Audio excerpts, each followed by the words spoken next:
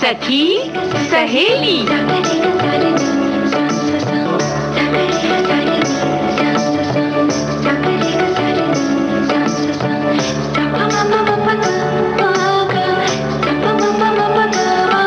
सखी सहेली।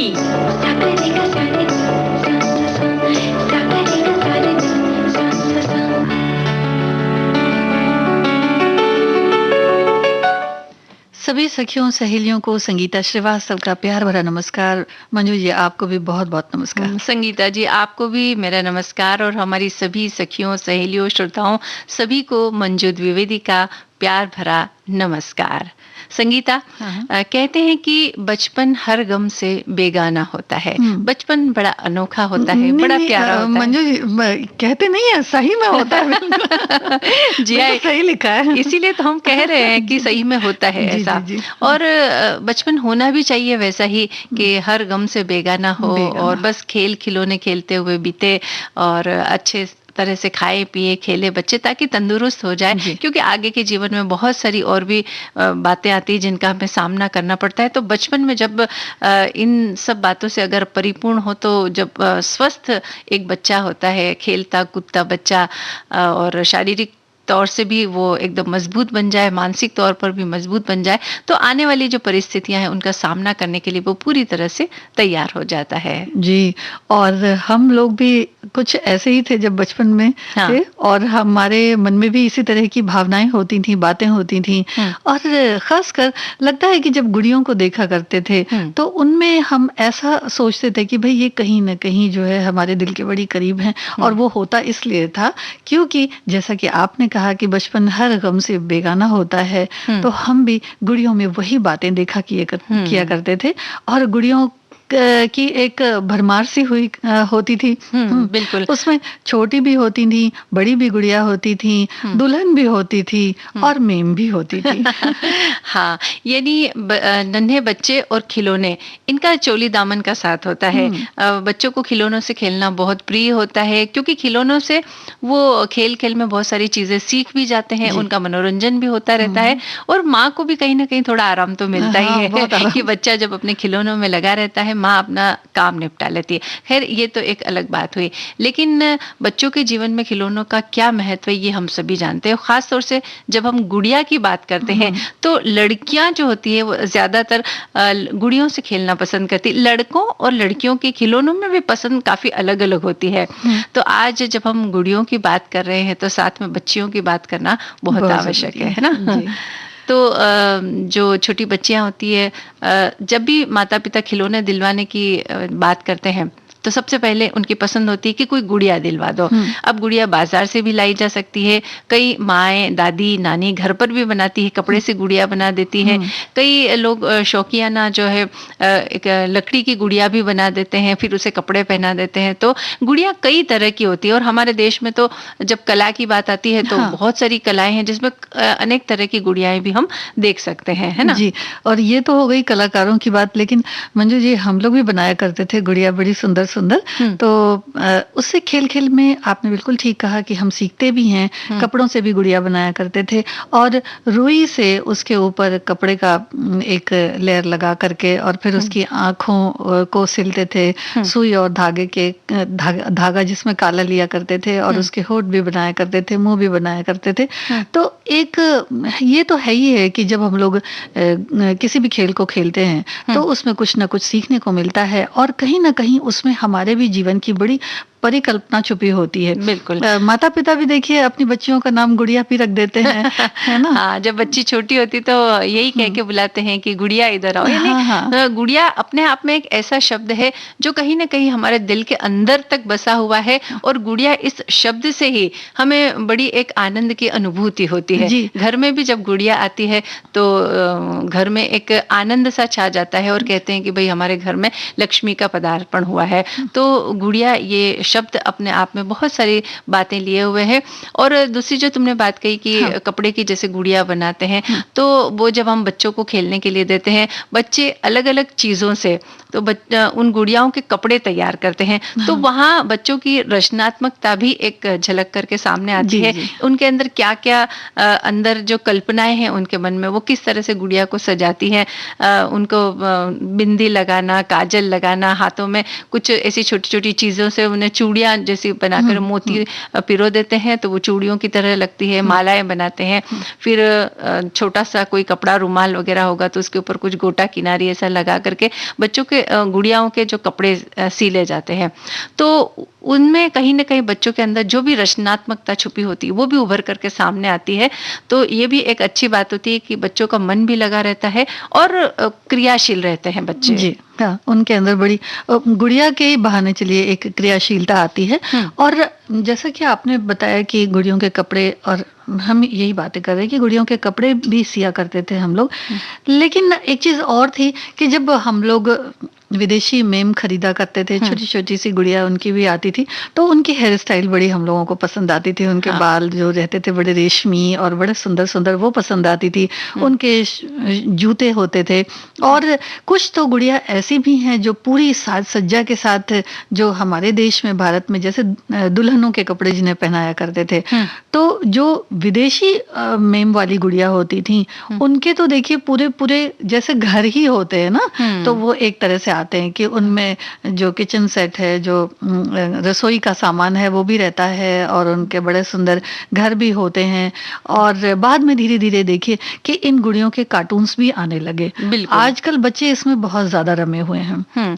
समय के साथ हर चीज़ हुँ, में परिवर्तन आता है, तो खिलौनों में भी परिवर्तन हाँ, आया है और गुड़ियाओं में भी परिवर्तन आया है। अब उतनी घर में बनाने की आवश्यकता महसूस हुँ, नहीं हुँ, की जाती है। बाज़ार जाते हैं, तुरंत वहाँ से जिस तरह की गुड़िया पसंद आती है, हम खरीद लाते हैं और गुड़ियाओं के साथ ही उनके बहुत सारे जूतों के सेट साथ में हाँ, आते हाँ, हैं, उनका मेकअप का सामान हाँ, आता हाँ, है, कंघी साथ में आती है, उससे तरह-तरह के बाल बनाए जाते हैं और बालों में लगाने के लिए जो छोटी-छोटी रिबन, क्लिप वगैरह इस तरह की जो चीज़ें आती हैं, जी। यानी एक पूरा सेट ही साथ में हुँ, आता हुँ, है। तो बच्चे हालाँकि उनसे खेलते ज़रूर हैं, लेकिन ये कह सकते हैं कि शायद बच्चों की रचनात्मकता में कहीं न कहीं कमी आ जाती है कि हाँ, जो हाँ, हम घर पर बना कर के उनको तैयार करते थे, लेकिन अब चूँकि पूरी चीज़ें साथ में आती है, तो अब उसकी आवश्यकता महसूस नहीं की जाती।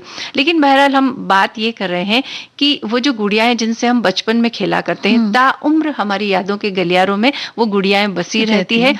और कई वर्षों तक हम उन्हें सँभाल करके रखते हैं। हुँ, और जब बड़े हो जाते हैं उसके बाद में भी जब कभी सफाई के दौरान वो गुड़ियाएँ हमारे हाथ लग जाती है, तो हुँ, हम हुँ। अपने उसी पुराने बचपन में चले जाते हैं, उन्हीं यादों में चले जाते हैं और सोचने लग जाते हैं कि अरे वाह! कभी इस गुड़िया से भी हम खेला करते हैं। तो वो जो बातें होती है वो किस तरह से ताज़ा हो जाती है, उनको भी हम महसूस कर सकते हैं, है ना? जी, और गुड़िया के लिए तो एक बड़ी ख़ास बात है, जैसा कि उनके जो कपड़े होते हैं, हुँ, वो हम लोग सिला करते थे। हुँ, लेकिन जो विदेशी गुड़िया हुईं, तो उनके कपड़ों की बड़ी ही मतलब रचनात्मकता एक अलग ही तरह की थी। हुँ। उनमें बड़ी ही खूबसूरती से जो डिज़ाइन बनाई जाती है, वो कहीं न कहीं हम फ़ैशन डिज़ाइनिंग में भी देखते हैं। हाँ, तो बिल्कुल। इसमें जैसे जो फैशन डिजाइनर्स होते हैं, तो वो बड़े लोगों के कपड़ों के जो जो जो उनके परिधान होते हैं, हुँ, तो उसमें तो वो बड़ी खूबसूरती से बनाते हैं। लेकिन साथ ही साथ कुछ ऐसे हैं कि जो गुड़ियों के लिए भी बड़े ही खास होते हैं, हाँ। और उनके परिधान को बड़े ही खास तरीके से बनाया जाता है। जब उनके कपड़े आप छुएंगी तो ऐसा लगेगा कि बिल्कुल रेशमी है, उसी तरह की सिलाई, और लगता है कि बस ये कैसे बन गई। हाँ, यानी जैसे बड़ों के लिए बनाए जाते हैं हाँ, वैसे ही गुड़ियों के लिए ही हाँ, उतने ही सुंदर और उतनी ही मेहनत से वो कपड़े बनाए जाते हैं। जी, तो बड़ी अच्छी बात है ये हाँ, और हम तो यही कहेंगे कि बच्चों को अपने बचपन से दूर ना करें, हुँ, बच्चों को खिलौनों से दूर ना करें हुँ, और खिलौने जो होते हैं हुँ, हुँ, उनसे बच्चे खेल-खेल में बहुत सारी बातें सीखते हैं और ये हुँ। जो खिलौनों से खेलने के दौरान जो ज़िंदगी के पाठ वो सीखते हैं, वो उन्हें आगे भी चलकर बहुत काम आते हैं। जी। इसलिए बच्चे हमेशा खिलौनों से खेलते रहें, खाएँ-पिएँ, तंदुरुस्त रहें और आगे की जो आने वाली बहुत सारी चुनौतियाँ होती हैं हमारे सामने उसके लिए तैयार हो जाएँ।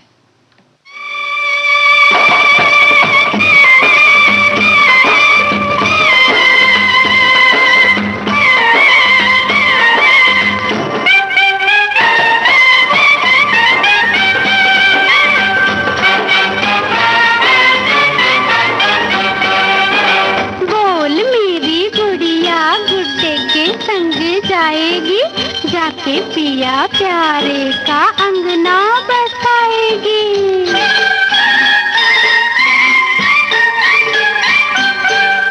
गुड्डे से कह दो मैं हूँ मतवाली, रेशम में लिपटी फूलों की डाली। हो गुड्डे से कह दो मैं हूँ मतवाली, रेशम में लिपटी फूलों की डाली। नखरे उठाना होगा, सर पे बिठाना होगा, नखरे उठाना होगा, सर पे बिठाना होगा। अरे बोल मेरे गुड्डे, ख्याल तेरा क्या है? तू भी कुछ कह दे, सवाल तेरा क्या है?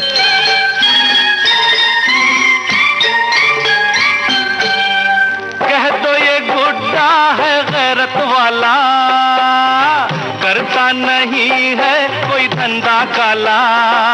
हो कह दो ये गुड्डा है गैरत वाला, करता नहीं है कोई धंधा काला। चक्की भी चलाना होगा, पैर भी दबाना होगा, चक्की भी चलाना होगा, पैर भी दबाना होगा।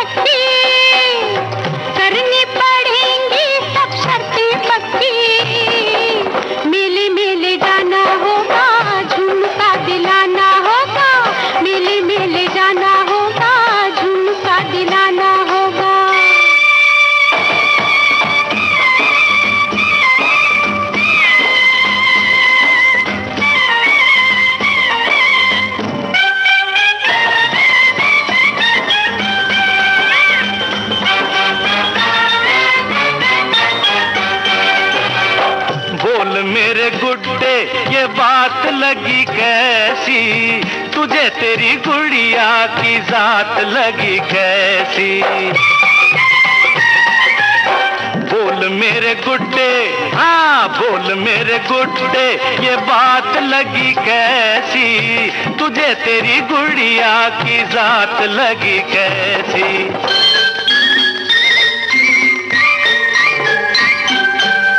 छोड़ो जी है ये कहाँ की रानी, भरना पड़ेगा कुएं से पानी। हो छोड़ो जी है ये कहाँ की रानी, भरना पड़ेगा कुएं से पानी। झाड़ू भी लगाना होगा, खाना भी पकाना होगा, झाड़ू भी लगाना होगा, खाना भी पकाना होगा, मुन्ने को खिलाना होगा, आया मंगवाना होगा, नहीं बाहों में झुलाना होगा, झूला मंगवाना होगा, हाँ पैर भी दबाना होगा, सर पे बिठाना होगा, अच्छा चक्की भी चलाना होगा, मेले मेले जाना होगा, मुन्ने को खिलाना होगा, आया मंगवाना होगा, बाहों में झुलाना होगा, झूला मंगवाना होगा, पैर भी दबाना होगा, सर पे बिठाना होगा, चक्की भी चलाना होगा, मेले मेले जाना होगा, खाना भी पकाना होगा, झुमका दिलाना होगा, झाड़ू भी लगाना होगा, नखरे उठाना होगा।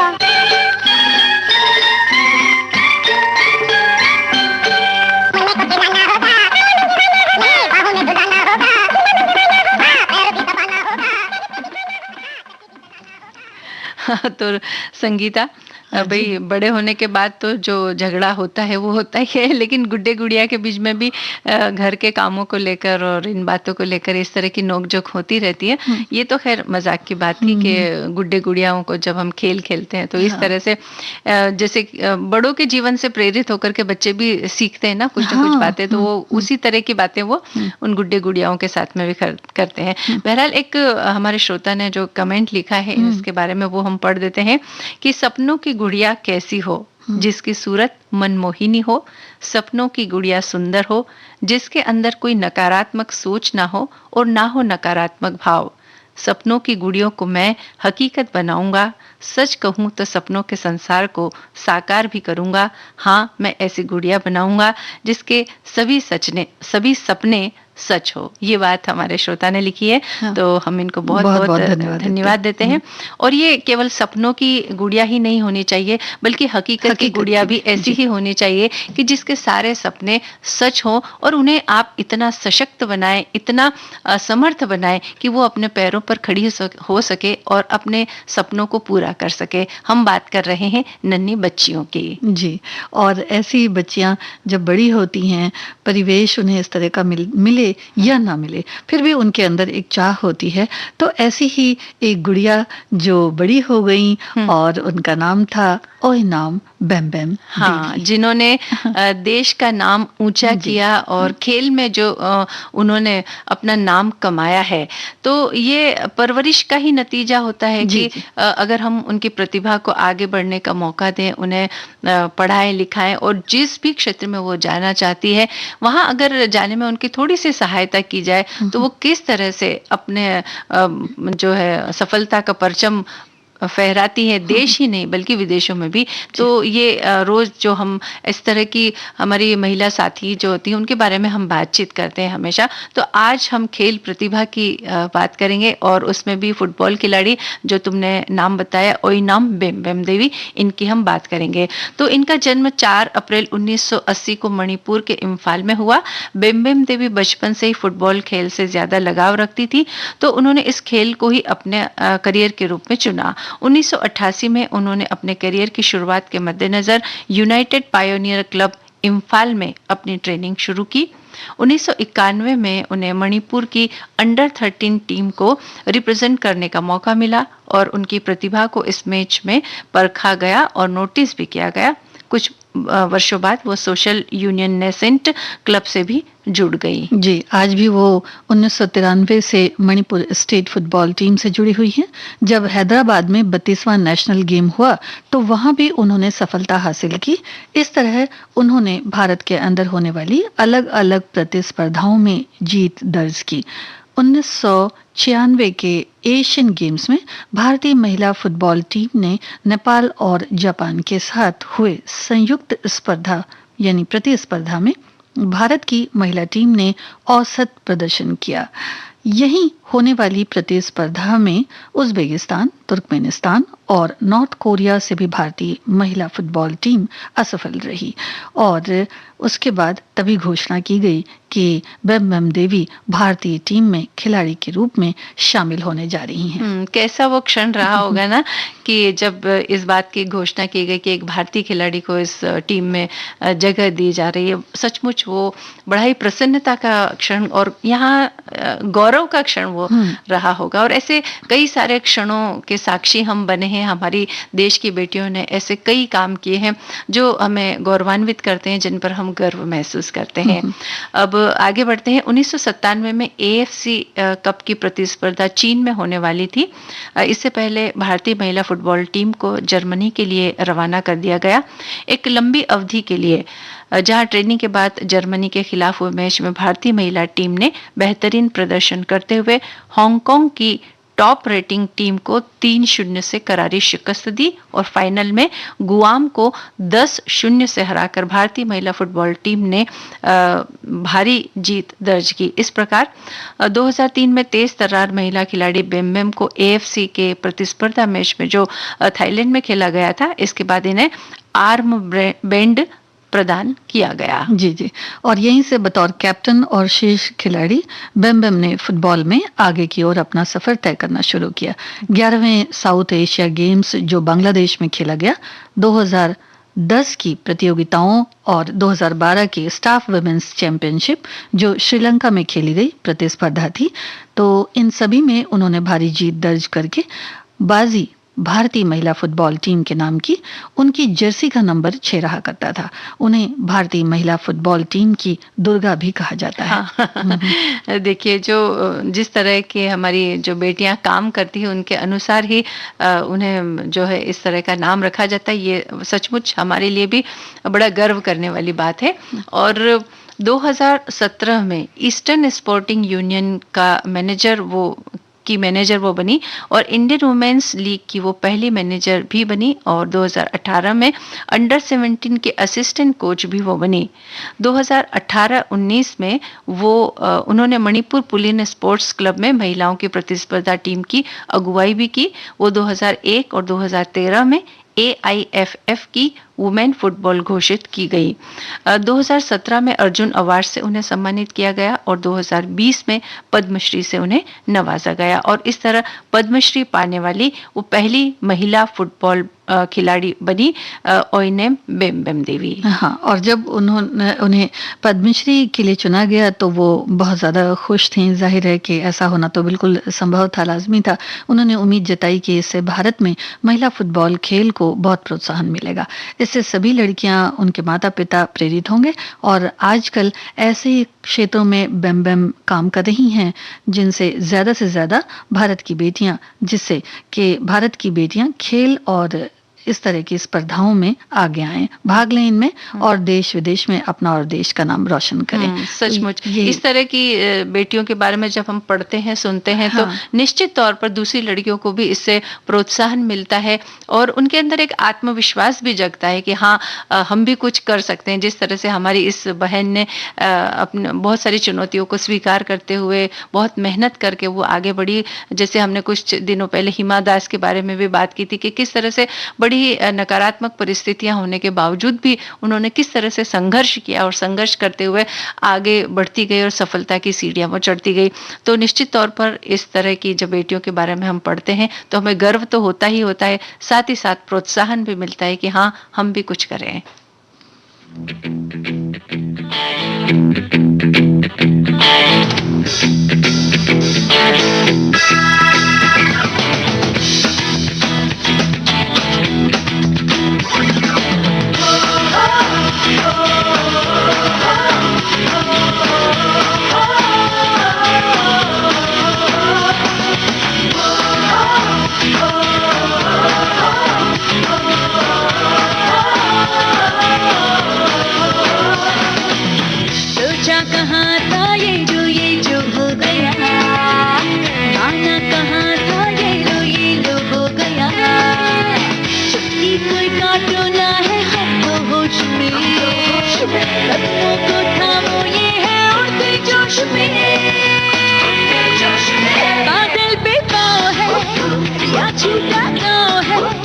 अब तो भाई चल पड़ी अपनी ये गाँव है, बादल पे पाँव है, या छूटा गाँव है।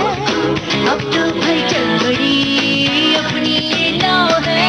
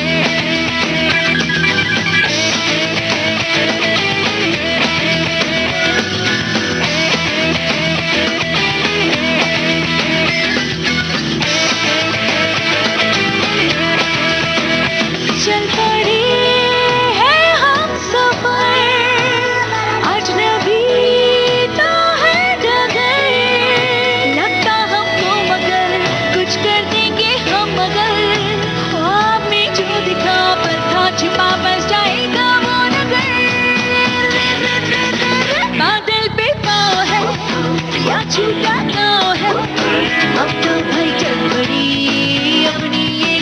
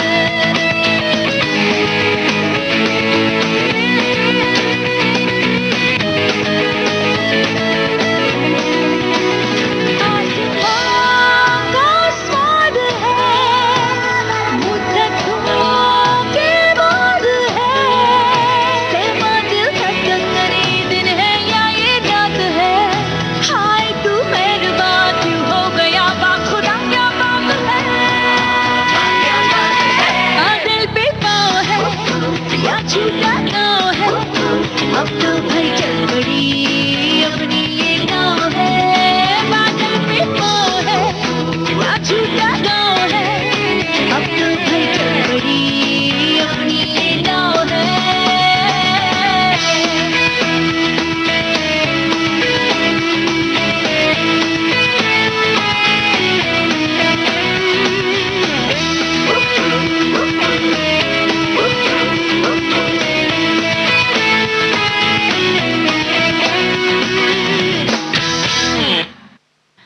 बादल पे पाँव है, वाह क्या बात है।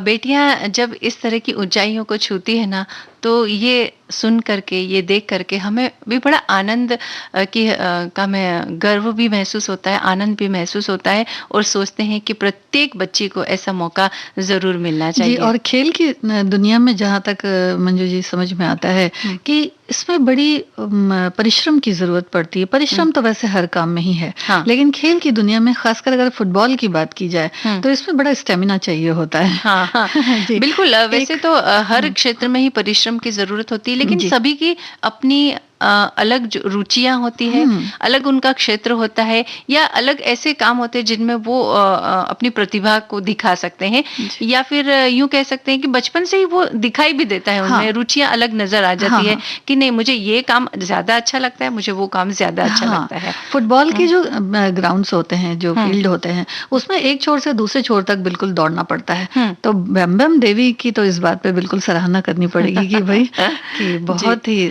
ज्यादा उन्होंने और अच्छी मेहनत की। इससे हमारे हर देश की क्षेत्र में ही संगीता, जो भी बच्चे बच्चियां जो भी आगे बढ़ते हैं तो मेहनत के बलबूते पर ही आगे बढ़ते हैं, तो हमें उन सब की सराहना करनी चाहिए जो अपनी मेहनत के बल पर आगे बढ़ते हैं। और एक हमारे एक श्रोता ने, जब हम बच्चियों के बारे में बात कर रहे थे, तो श्रोता ने लिखा है कि घर की बेटियों को भी गुड़िया कहा जाता है, हम अपनी गुड़िया की हर इच्छा पूरी करते हैं और उसे बहुत प्यार दुलार देते हैं और अपनी जान से भी ज्यादा प्यार करते हैं।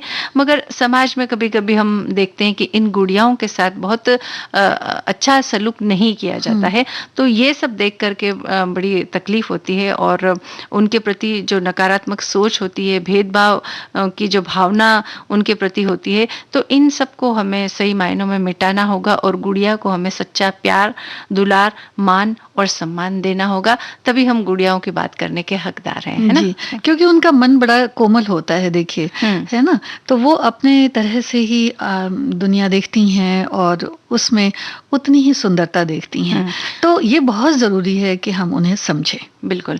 और सपनों की गुड़ियाओं की जब हमने बात की, तो हमारे एक श्रोता ने लिखा कि आजकल इनका स्थान तथा कथित कार्टून और मोबाइल ने ले लिया है, जिससे बच्चों पर इसका व्यापक नकारात्मक असर पड़ रहा है, और अभी भी समय हम लोग सचेत हो जाए और अपनी संस्कृति गुड्डा गुड़िया को बचा कर रखें, उनसे अपने बच्चों को खेलने के लिए प्रेरित कर। ये भी सही बात है कि हमारी जो प्राचीन संस्कृति है वो कुछ इस तरह से बनी है ना कि वो सर्वांगीण विकास के लिए जरूरी है। भले ही नई टेक्नोलॉजी बहुत सारी आ गई है जिन्हें अपने अपनाना भी चाहिए, लेकिन फिर भी हमें अपनी संस्कृति से जुड़े रहना भी बहुत आवश्यक है ना?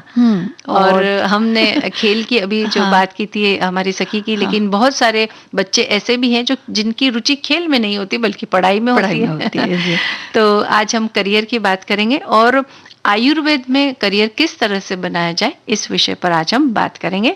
आयुर्वेद विश्व की प्राचीनतम चिकित्सा प्रणालियों में से एक है, जो विज्ञान, कला और दर्शन का मिश्रण है।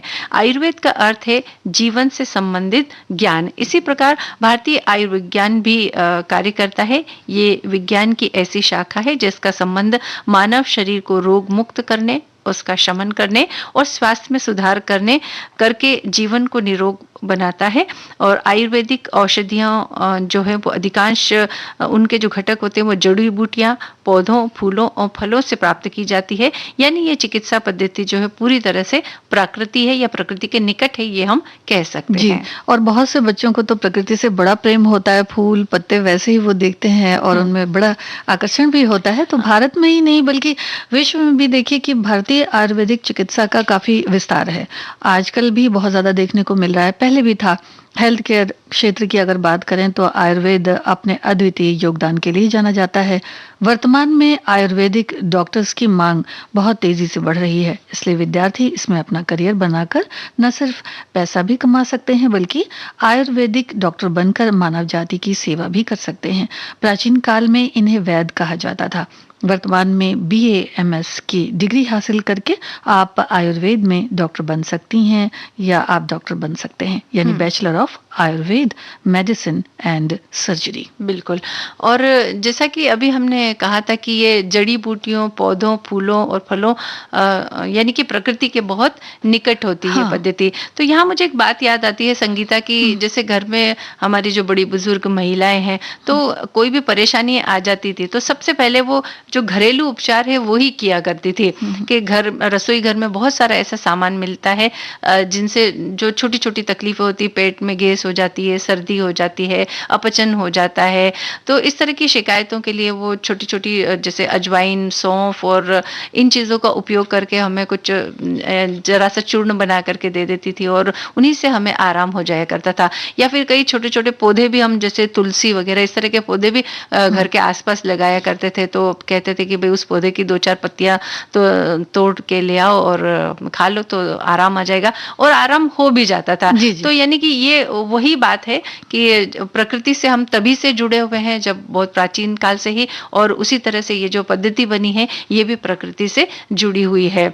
और इसके लिए 12वीं फिजिक्स, केमिस्ट्री, बायोलॉजी विषयों में कम से कम 50% अंक होने चाहिए, या फिर साइंस से ग्रेजुएट होने के बाद भी आप इस कोर्स के लिए अप्लाई कर सकते हैं।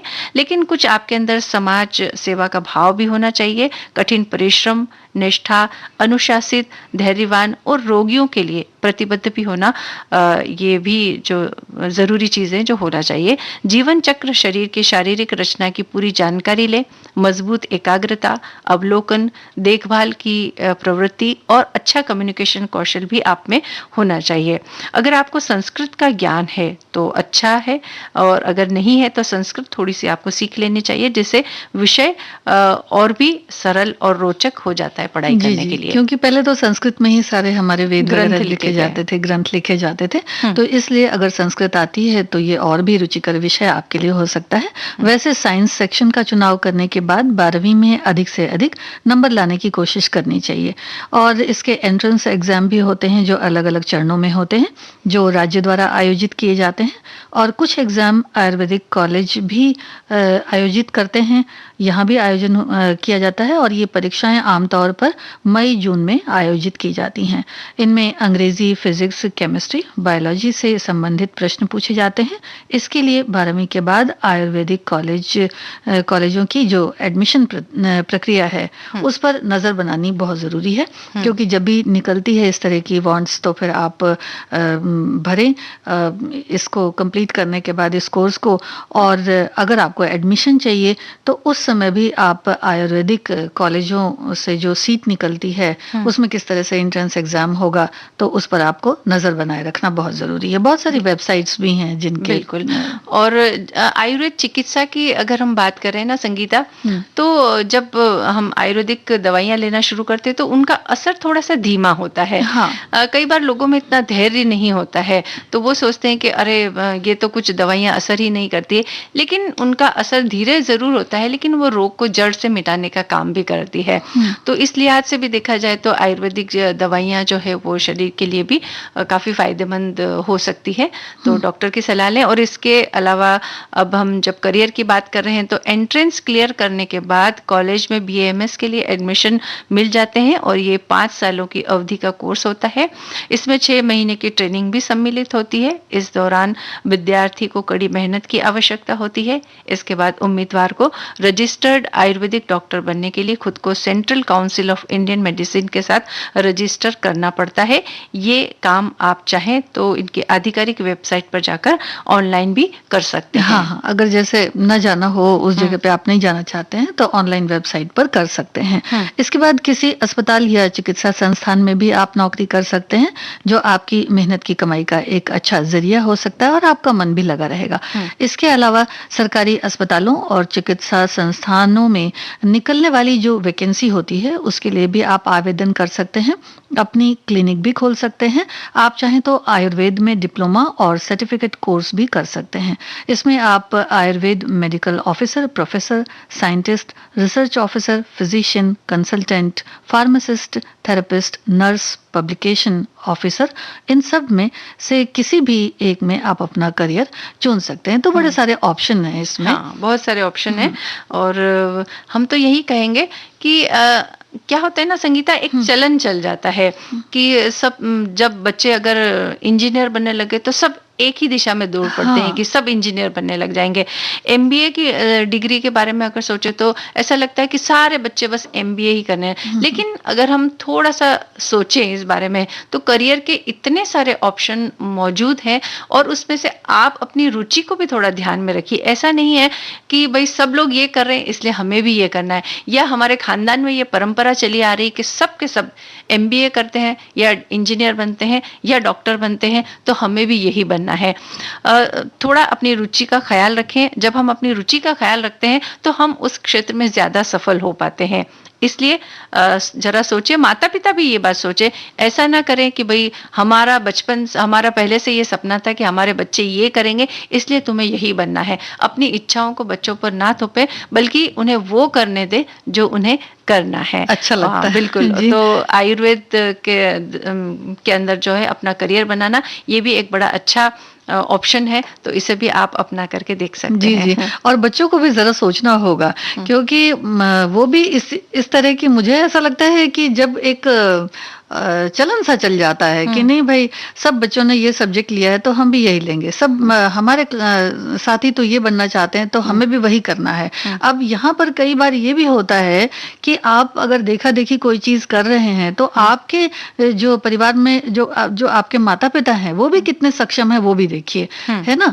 कई बार तो ये भी होता है कि बच्चे जिद में आकर के बहुत सारी पढ़ाइयाँ कर डालते हैं ऐसी कि जो उनके दोस्त कर रहे हैं, और बाद में पता ये चलता है कि जो भी पढ़ाई उन्होंने कंप्लीट करी है, खत्म करी है, उसमें फिर वो करियर बनाने में उतने सक्षम नहीं हो पाते हैं। तो फिर बाद में वो ये सोचने लगते हैं कि चलिए अब स्ट्रीम को चेंज कर दिया जाता है। यानी पैसा भी गया, समय भी गया, मेहनत भी गई और हाथ कुछ नहीं लगा। तो ऐसा नहीं होना चाहिए। पहले से आप जब 10वीं पास करते हैं ना तब से ही थोड़ा प्लान बना करके हमें आगे बढ़ना होगा कि भाई हमें किस क्षेत्र में जाना हमें ठीक लग रहा है।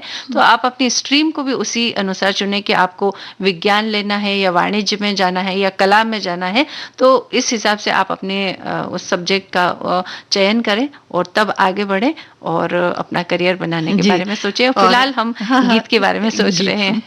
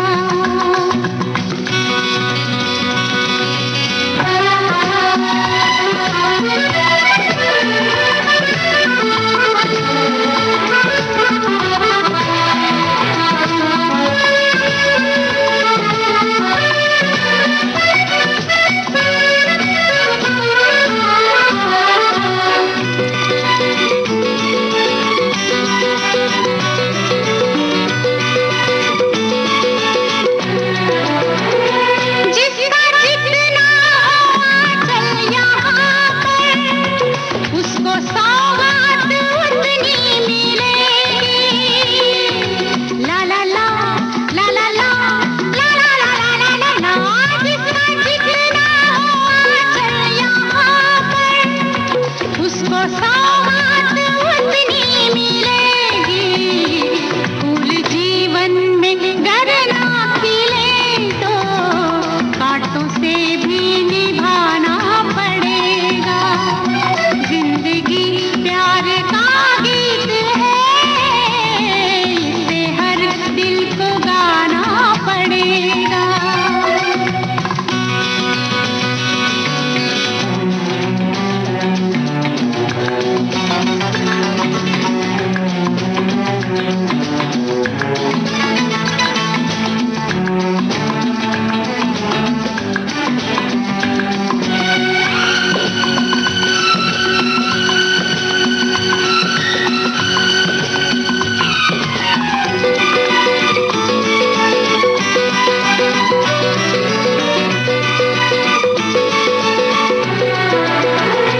है अगर दूर मंजिल तो क्या, रास्ता भी है मुश्किल तो क्या। ला ला ला ला ला ला ला ला ला ला ला ला ला। है अगर दूर मंजिल तो क्या, रास्ता भी है मुश्किल तो क्या।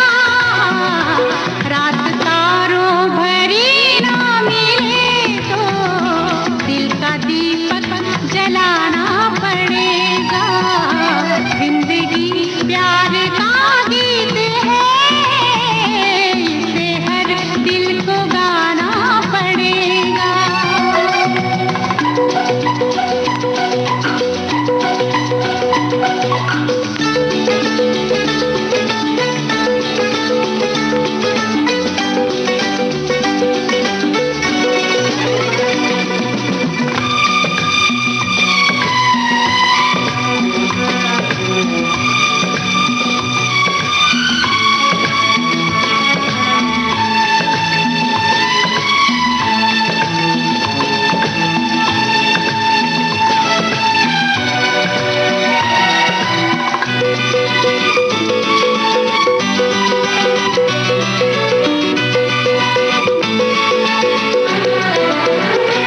जिंदगी एक पहेली भी है, सुख दुख की सहेली भी है।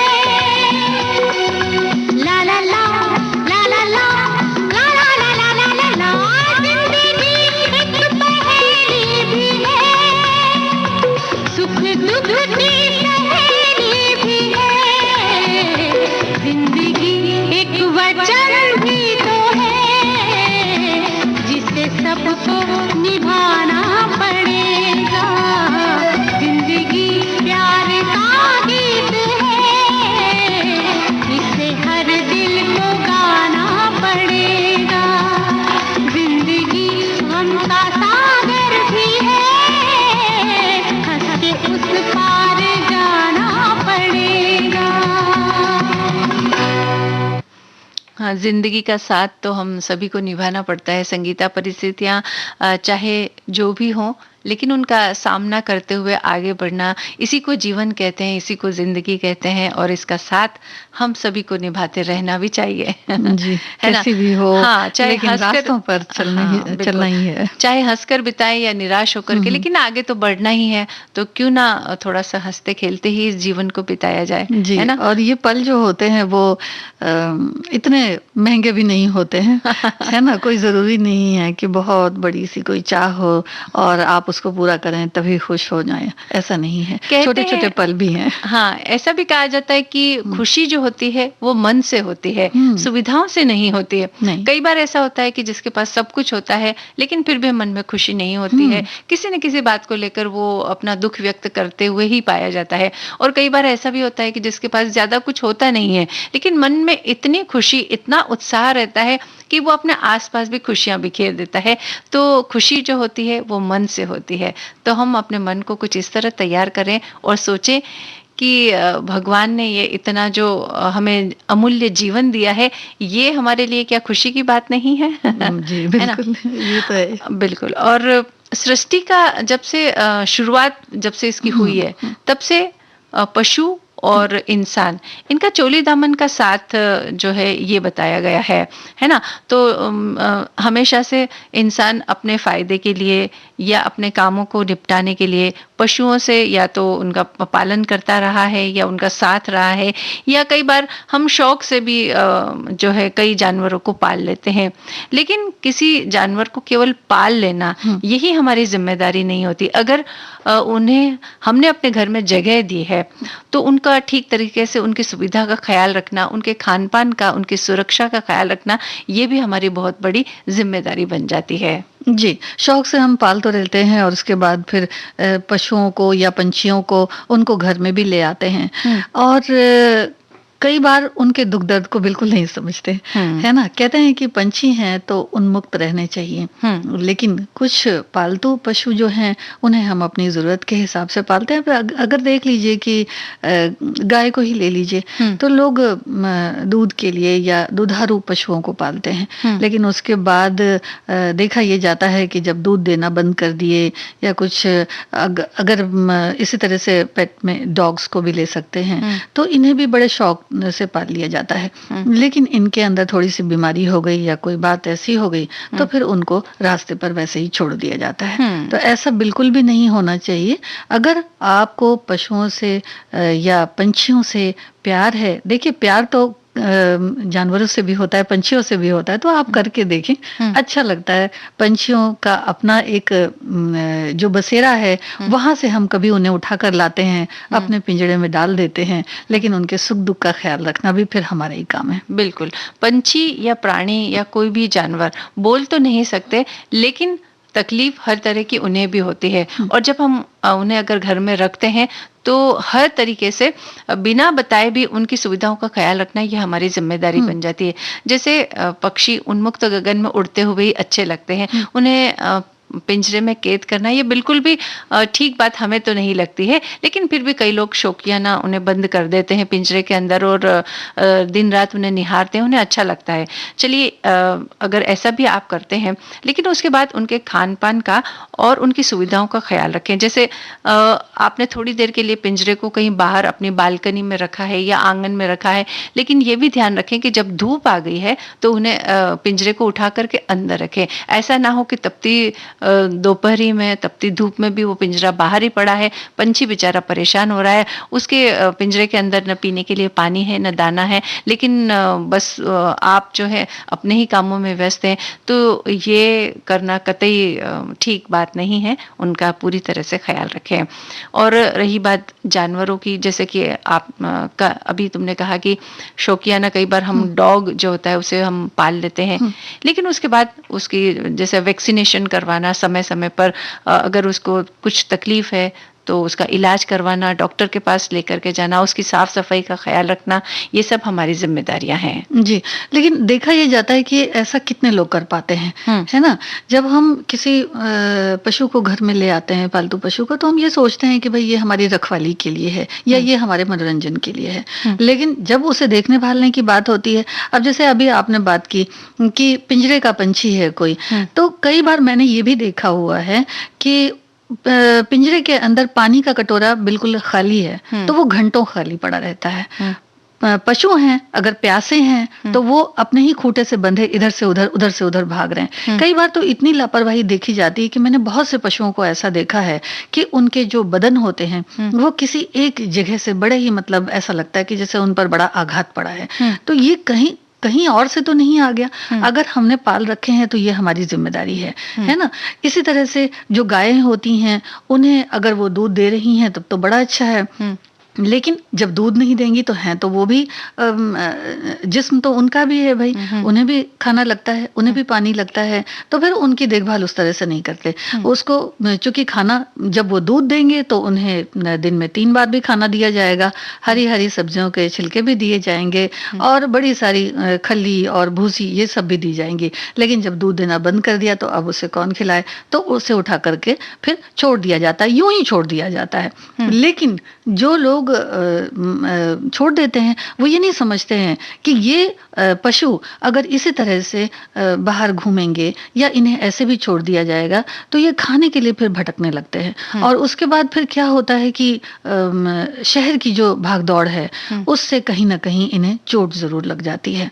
तो इस बात का ख्याल रखना बहुत जरूरी है कि अगर हम किसी पशु को या पंछी को पालते हैं तो उन पर ध्यान रखना, उनकी पूरी पूरी निगरानी करना, और मैं तो ये कहूंगी कि उनके जीवन के अंत तक जिस तरह हम अपनों का साथ देते हैं वैसे ही देना चाहिए। बिल्कुल, वो भी प्राणी हैं, उनके अंदर भी जान है और हर दुख सुख को वो भी महसूस करते हैं। यहाँ तक कि उनके अंदर बहुत सारी भावनाएं भी होती है, जैसे एक कोई भी प्राणी जो बहुत कुछ समय भी अगर हमारे साथ रह जाए तो वो एक घर के सदस्य की तरह से हो जाता है। हाँ। हमने कुछ वीडियो भी ऐसे देखे हैं कि जिस घर में जैसे कि किसी ने कुत्ता पाल के रखा है, बिल्ली पाल के रखी है, तो उस घर में जो छोटे बच्चे होते हैं वो उनकी हिफाजत में लग जाते हैं। यानी ऐसा लगता है कि बच्चा कहीं गिरने वाला है, कहीं चढ़ नहीं पा रहा है, तो वो वहां आकर के खड़े हो जाते हैं। यानी उनके अंदर भी कितनी सारी भावना है।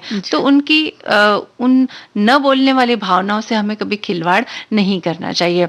और इसके साथ ही एक बात और भी हम कहना चाहेंगे कि जब आप अपने पेट्स को, पालतू को जब आप घुमाने के लिए निकलते हैं तो वो रास्ते पर गंदगी करते चले जाते हैं और किसी के घर के सामने, किसी की गाड़ी के पास में, और आप उसकी बिल्कुल परवाह नहीं करते हैं। तो इस बात का भी ख्याल रखें कि आपके जो पालतू पशु हैं वो यहाँ वहाँ कहीं पर गंदगी ना फैलाए। साथ में कुछ ऐसी सामग्री, ऐसा साधन रखें कि अगर उसने गंदगी की है तो आप तुरंत वहीं पर जो है उसको समेट लें और फिर आपके घर के डस्टबिन में जा करके डालें, नहीं, है ना? और पता नहीं ये चीज यहाँ कहनी चाहिए कि या नहीं कहनी चाहिए, लेकिन मेरा मन ये होता है कि देखिए बहुत सारे घर ऐसे होते हैं जो बहुत बड़े बड़े होते हैं। जैसे बड़े शहरों में तो छोटे भाई घर होते हैं, लेकिन गांव में तो बड़े बड़े घर होते हैं। तो घर की छतों पर ही, क्योंकि आपने पाल रखा हुआ है, तो वो फिर अब सीढ़ियों से नीचे उतर कर कौन जाए डॉग्स को लेकर के नीचे, तो वो क्या करते हैं कि उन्हें घर के अंदर ही कहीं छोड़ देते हैं। तो फिर वो छतों पर चले जाते हैं या कहीं भी चले जाते हैं और फिर वहां पर गंदगी करते हैं और फिर ये जिम्मेदारी जो है किसी और को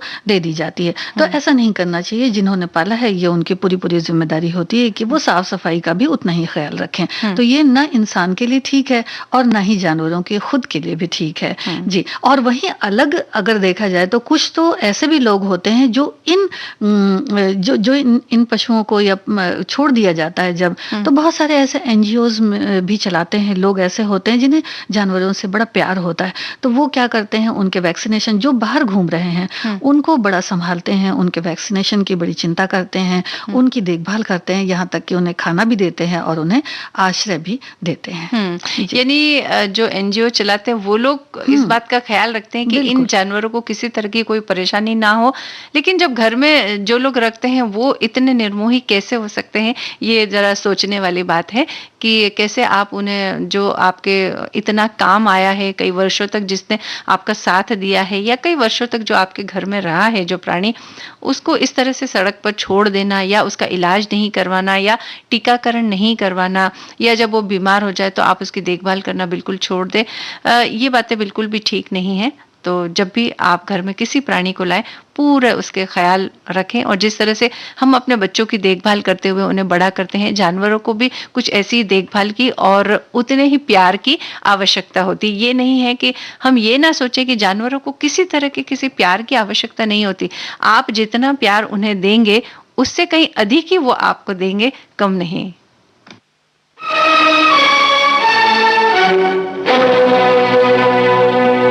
नफरत की दुनिया को छोड़ के खुश रहना मेरे यार। नफरत की दुनिया को छोड़ के प्यार की दुनिया में खुश रहना मेरे यार। नफरत की दुनिया को छोड़ के प्यार की दुनिया में खुश रहना मेरे यार।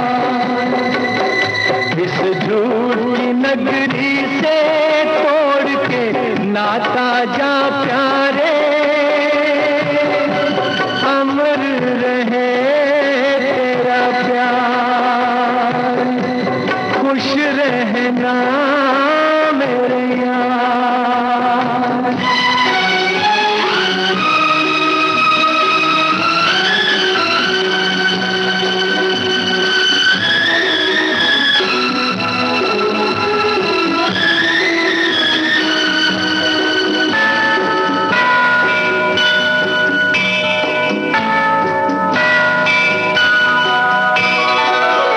जब जानवर कोई इंसान को मारे, जब जानवर कोई इंसान को मारे, कहते हैं दुनिया में वहशी उसे सारे।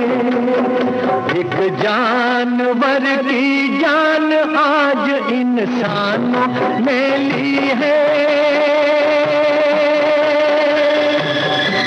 चुप क्यों है संसार,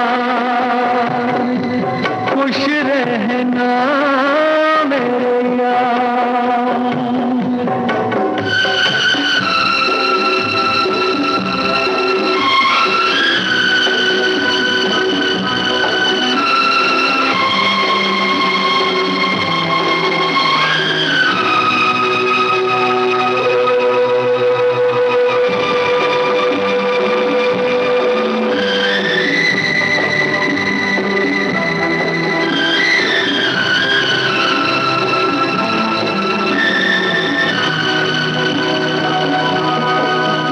बस आखिरी सुन ले ये मेल है अपना, बस आखिरी सुन ले ये मेल है अपना, बस खत्म है साथी ये खेल है अपना। अब याद में तेरी बीत जाएंगे रो रो के जीवन के दिन क्या। नफरत की दुनिया को छोड़ के प्यार की दुनिया में खुश रहना मेरे यार, खुश रहना मेरे यार। संगीता, जो जिस विषय पर अभी हम बात कर रहे थे उसमें केवल एक बात हम और यहाँ पर जोड़ना चाहेंगे कि कई बार हम थैलियों में भर करके कई सारी खाने की सामग्री बाहर फेंक देते हैं, और जो सड़क पर घूमते हुए जो पशु होते हैं वो थैलियों सहित ही उन्हें खा जाते हैं, क्योंकि उन्हें भूख लगती है इसलिए, और वो फिर उसके पेट में जाकर के बहुत उन्हें हानि पहुंचाते हैं, नुकसान पहुंचाते हैं। इसलिए खाने पीने की जो सामग्री है उन्हें थैलियों में बंद करके इस तरह से ना डालें, खुले में ना डालें, या फिर अगर खाने लायक चीज़ है तो कुछ इस तरह से रखें कि अगर आपको पता है कि आपके घर के इधर से कोई पशु निकलते हैं, तो जैसे सब्जी के छिलके वगैरह हो गए या फलों के छिलके हो गए, तो एक जगह पर रख दें ताकि वो खा ले उन्हें, और प्लास्टिक उनके पेट में ना जाए, इस बात का हम थोड़ा सा ख्याल रखें। अच्छा, ये बात हम जानते हैं कि जो जगह है अगर वहां पर खाना नहीं डालना चाहिए या कुछ चीज नहीं डालनी चाहिए, फिर भी वहां डाल देते हैं, जबकि हमें ये पता होता है कि भाई जानवर आते हैं और फिर खाते हैं। तो साफ सुथरी जगह भी देखें, और गर्मियां भी हल्की हल्की शुरू हो रही हैं, तो पानी का भी बहुत ध्यान रखें कि घर के बाहर एक पानी का कटोरा रख दे जहाँ पंछी जो है वो पानी पी सके, और अगर कोई बड़ा बर्तन हो तो कोई जानवर भी आकर के पानी पी सकते हैं वहां पर। तो ये इतना अगर हम ख्याल रखेंगे तो बहुत अच्छा होगा। और अब हम इस बात का ख्याल रख रहे हैं कि भाई समय समाप्ति की ओर है, तो आज का ये जो कार्यक्रम है सखी सहेली समाप्त करने की अब आज्ञा दीजिए। आप सभी को मंजू द्विवेदी और संगीता श्रीवास्तव का नमस्कार।